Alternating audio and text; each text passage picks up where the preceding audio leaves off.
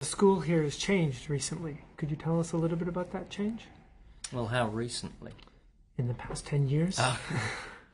Well, the school's got a great tradition. I mean, it was founded by Ian McHarg in 1950-something. And he, as you know, was just a larger-than-life figure. In many ways transformed the field of landscape architecture, because in the 50s, landscape architecture was really restricted to garden art and the design of larger landscapes, but mostly for corporations or for smaller sectors of cities. And McHarg just totally blew open the field of possibility and extended it to larger scales as well as multiple disciplines, foregrounding, of course, ecology and science, but also anthropology and economics and even health. Issues of health, public health.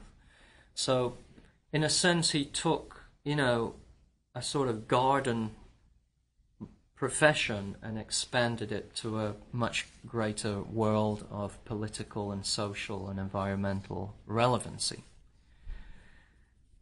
Now, it's fair to say that when that moved into the 70s, late 70s, and into the early 80s, it was becoming, again, a little bit about itself, as a sort of planning regimen and further distance from landscape architecture and design.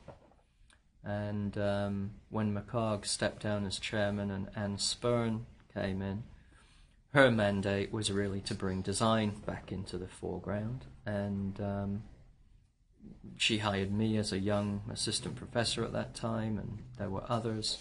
So the school began to change really at that point. John Dixon Hunt came along in the mid-90s, and we wanted that. We wanted him to help enrich our sort of theoretical and critical and historical nature of the program. And then when I became chair in 2000, my mission really was to sort of internationalize the program, which we've done, and foreground urbanism and urban design as part and parcel of a landscape architectural education. Mm.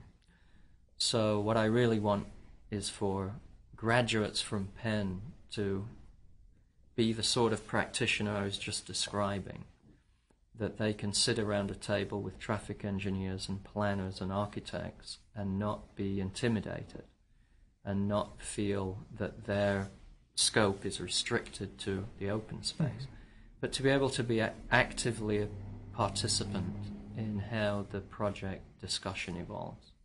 And what kind of advice do you give these graduates? Just go for it. I mean, be super ambitious, super adventurous, and make a difference, and don't just settle for the status quo or for fitting the bill with regard to normative expectations. Try to stretch your ambition, stretch your vision, and be adventurous.